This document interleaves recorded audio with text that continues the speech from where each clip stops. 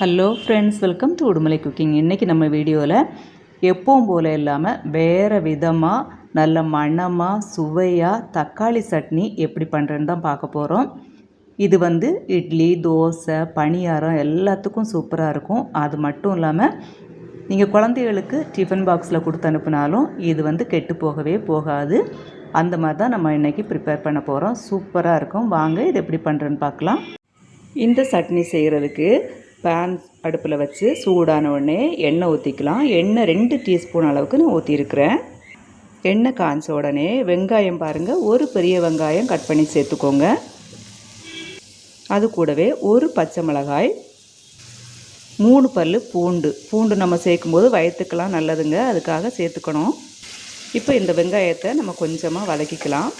Colour மாறணும்னு அவசியம் கிடையாது, வெங்காயம் லைட்டாக வெந்தாலே போதும்.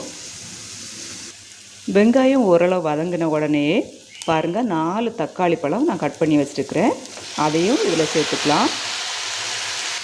இதிலையே தேவையான அளவு உப்பு சேர்த்துக்கலாம். சேர்த்து நல்லா வதக்கி விட்டுக்கலாம். வெங்காயம் நல்லா மசிஞ்சு வதங்கி வரணுங்க, அந்த அளவுக்கு நம்ம வதக்கணும். எப்படியும் ஒரு 3 மினிட்ஸ் வதக்குனா தான் வெங்காயம் நல்லா மசிஞ்சு வரும். அதுக்கு நீங்கள் பார்த்துக்கோங்க, பார்த்து வதக்கி எடுத்துக்கோங்க. இப்போ பாருங்கள், தக்காளி பாதி அளவு வதங்கிடுச்சு. இப்போ இதில் சோம்பு பார்த்திங்கன்னா 1/2 டீஸ்பூன் சேர்த்துக்கலாம். சோம்பு சேர்க்கும்போது ரொம்ப வாசனையாக சுவையாக இருக்கும், வித்தியாசமான டேஸ்ட்டில் இருக்கும், அதுக்காக சேர்த்துருக்குறோம். இது கூடவே மிளகாய் தூள் 1/2 டீஸ்பூன், பச்சை மிளகாய் 1 சேர்த்துருந்தோம். இப்போ 1/2 டீஸ்பூன் மிளகாய் தூள் சேர்த்துருக்குறோம். கொத்தமல்லி இலை இந்த மாதிரி கொஞ்சமாக சேர்த்துக்கோங்க. கொத்தமல்லி இலை எப்போவுமே தண்டோடையே சேர்த்துக்கோங்க. இலையை விட தண்டில் தான் சத்தும் வாசனையும் அதிகமாக இருக்கும். கடைசியாக பொட்டுக்கடலை 1 டீஸ்பூன் சேர்த்துக்கோங்க.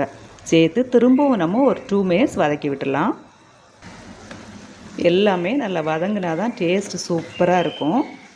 இது ரொம்ப சுவையாக இருக்குங்க. கண்டிப்பாக நீங்கள் இதே மாதிரி ட்ரை பண்ணி பார்க்கணும் வீட்டில்.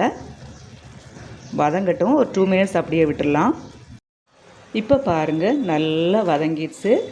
எல்லாமே நல்லா சேர்த்துருக்குற ஐட்டம்ஸ் எல்லாம் நல்லா வதங்கிடுச்சு.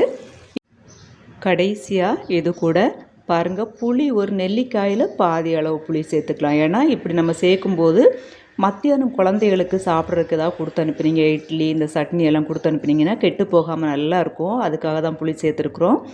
அது கூடவே ஒரு பிஞ்சு அளவுக்கு காயப்பொடி வயிற்றுக்கு நல்லது, அதுக்காக சட்னியெல்லாம் அரைக்கும்போது சேர்த்துக்கோங்க.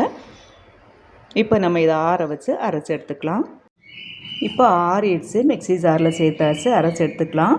அரைக்கும்போது முதல்லையே நீங்கள் தண்ணி ஊற்றாதீங்க. அரைச்சி எடுத்ததுக்கப்புறம் நம்ம தேவைக்கேற்ப தண்ணி ஊற்றிக்கலாம். பாருங்கள், அரைச்சி எடுத்தாச்சு. அரைக்கும்போது ரொம்ப நைஸாக இல்லாமல் லேசாக நம்ம அந்த பொட்டுக்கடலையெல்லாம் சேர்த்துருக்கோம்ல, அதனால் லேசாக குறகுறப்பாக இருந்துச்சுன்னா சாப்பிடும்போது தொட்டு சாப்பிடும்போது நல்லாயிருக்கும். இந்த பதத்துக்கு அரைச்சி எடுத்துக்கோங்க. இப்போ அரைச்சதை நம்ம கப்புக்கு மாற்றியாச்சு.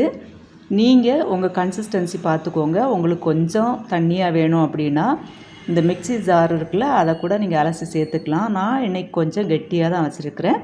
இப்போ இதில் ஒரு சின்ன தாளிப்பு கொடுத்துக்கலாம். கடுகு, உளுந்தம்பருப்பு, கறிவேப்பிலை, வரமிளகாய், அவ்வளோதான். ஓகே ஃப்ரெண்ட்ஸ், இப்போ நமக்கு நல்ல சுவையான வித்தியாசமான நல்ல வாசனையான ஒரு தக்காளி சட்னி வேறு விதமாக நம்ம இப்போது இன்றைக்கி ட்ரை பண்ணியிருக்கிறோம். ரொம்ப நல்லா இருக்குங்க. இட்லி, தோசை, பணியாரம் எல்லாத்துக்கும் இந்த சட்னி ரொம்ப நல்லாயிருக்கும். கண்டிப்பாக நீங்கள் ட்ரை பண்ணி பாருங்கள் ஃப்ரெண்ட்ஸ். பார்த்துட்டு எப்படி இருந்துச்சு அப்படின்னு சொல்லி எனக்கு கமெண்ட் பண்ணுங்கள். நம்ம உடுமலை குக்கிங்க்கு சப்ஸ்கிரைப் பண்ண மறந்துடாதீங்க. தேங்க்யூ ஃபார் வாட்சிங். நெக்ஸ்ட் வீடியோவில் சந்திக்கலாம்.